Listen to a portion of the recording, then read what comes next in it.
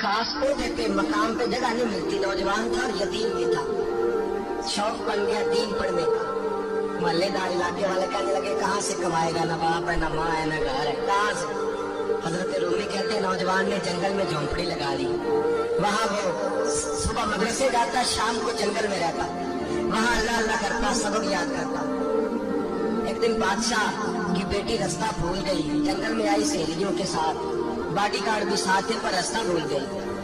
खोती खोती शाम हो गई, ऐसी खोई कि जब रात गहरी हो गई तो आके उस नौजवान के पास रुकी और चिल्लाने लगी। शेर के दहाड़ने की आवाज आती है, भेड़िए के बोलने की आवाज आती है। नौजवान अकेला, सहेलियां बिछड़ गई, गार्ड बिछड़ गए। कहने लगी मैं परेशान हूँ, मुझे जगह मिल जाएगी। नौजवान कहता मैंने शहजादी देखी और मुझे भी पता था कि घर एक ही है और रात को अंदर से दरवाजा भी बंद करना पड़ता है, जंगल जानवर भी आ जाते। कहते मेरी छोटी सी कुटिया में झोंपड़ी में वो आई, रो के कहने लगी सहारा कोई नहीं, अगर मैं पीछे निकलूंगी तो भेड़िए खा जाएगा। कहते मैंने उसे जगह दे दी, अकेली औरत, चिराग जल रहा है, सब याद कर रहा हूँ। मेरे नबी पाक ने फरमाया जहाँ मर्द औरत अकेले हो तीसरा शैतान होता है। और शहजादी वो बच्चा कहता है सब याद करता रहा सारी रात। बच्ची को कहा सो जा, पर वो कहती है नींद मुझे भी कहाँ आई। ऐसे मौकों पर नींद सारी रात सबक याद करता, थोड़ी थोड़ी देर के बाद चिराग जलता तो उस पर उंगली रखता, हाथ जलता तो पीछे खींच रखता, दूसरी उंगली रखता, थोड़ी देर के बाद जलता तो खींच रखता, हाथ सारा जल गया। सुबह किरणें चमकी तो कहने लगा चल निकल जा, दौड़ जा, बस बड़ा सबर का इम्तिहान हो गया, चली जा। शहजादी बाहर निकली, सिपाही ढूंढ रहे थे, बादशाह खुद जंगल में निकला हुआ था, मेरी बेटी मिल गई। बादशाह तन्हाई में जाके कहने लगा बेटा मैं दुनिया को बताऊंगा कि मेरी बेटी खोई नहीं थी, सिपाही साथ ही थे। ये बड़ा मुश्किल होता है, बेटी तो भूल के भी रात कहीं रह पड़े तो लोग जीने नहीं देते, तो बेटा मुश्किल हो जाएगा मेरे लिए। कहाँ थी? उसने कहा नेक नौजवान के पास। उसने कहा बेटा मैं तो तेरी बात मानूंगा पर दुनिया नहीं मानेगी। अगर उस नौजवान ने किसी को बता दिया कि तू उसके पास थी तो फिर लोग मेरा जीना मुहाल कर देंगे। बेटा मैं मर जाऊंगा, मेरी मजबूरी ये है कि वो कहीं राज ना उगल दे वो नौजवान, उसे कत्ल करना पड़ेगा।